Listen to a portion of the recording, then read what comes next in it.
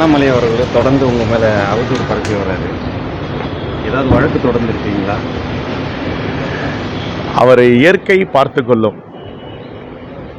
அவரை மாதிரி நான் அவதூறு பேசவோ, காங்கிரஸில் எங்கள் தலைவர்கள்லாம் அதெல்லாம் எங்களுக்கு சொல்லிக் கொடுக்கல. அவதூறு பேச வேண்டும், வெறுப்பரசியல் செய்ய வேண்டும், பிறர் மனம் புண்படும்படி நடந்து கொள்ள வேண்டும், அதெல்லாம் எங்கள் தலைவர்கள் எங்கள் மூதாதையர்கள் சொல்லிக் கொடுக்கல. அவருக்கு தெரிஞ்சதை அவர் பேசுகிறாரு, எங்களுக்கு தெரிஞ்சதை நாங்கள் பேசுகிறோம். ஆனால் நாங்கள் பேசுகிற பேச்சில் நேர்மை இருக்குது, நீதி இருக்குது, நியாயம் இருக்குது. அவர் பேசுகிற பேச்சில் அதெல்லாம் இருக்கா? வீட்டில் இருக்கிற பெண்களை பற்றி பேசுகிறது, அவதூறுகள் பேசுகிறது, மிரட்டுறது, வழக்கு போடுவோன்றது, என்னென்னவோ பேசுகிறாரு அவர் என்னவோ ஒரு 50 ஆண்டு காலம் 100 ஆண்டு காலம் இன்னும் ஆட்சியில் இருக்கிற மாதிரியும் எல்லாரையும் மிரட்டி சிறைப்படுத்தணுன்ற மாதிரியும் சொல்லிகிட்டு இருக்காரு. எங்களுக்கு அது மாதிரி பண்பு கிடையாது. எங்கள் பண்பு வேறு, எங்கள் நாகரிகம் வேறு. கர்நாடக அரசிடம் பேசி காவிரி நீரை பெற்றுக்கிறதுக்கு மேலிட காங்கிரஸ் நீங்கள் பேசுவீங்க?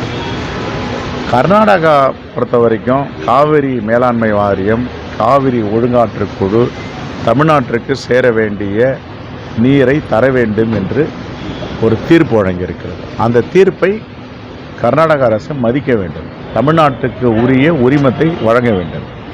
அப்படி அவர்கள் மறுத்தால் ஒன்றிய அரசு ஒன்று இருக்கிறது, ஒன்றிய அரசு தலையிட வேண்டும். ஒன்றிய அரசு தலையிட்டு காவிரி மேலாண்மை வாரியத்துடைய தீர்ப்பை நீங்கள் நடைமுறைப்படுத்துகிறீர்களா, நாங்கள் நடைமுறைப்படுத்தணுமான்னு கேட்கணும்.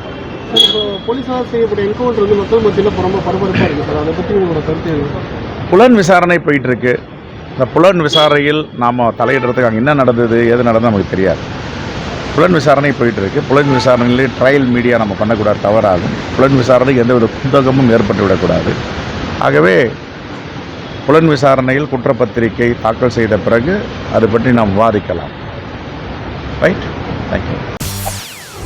செய்திகளை உடனுக்குடன் தெரிந்து கொள்ள உடனே சப்ஸ்கிரைப் பண்ணுங்க.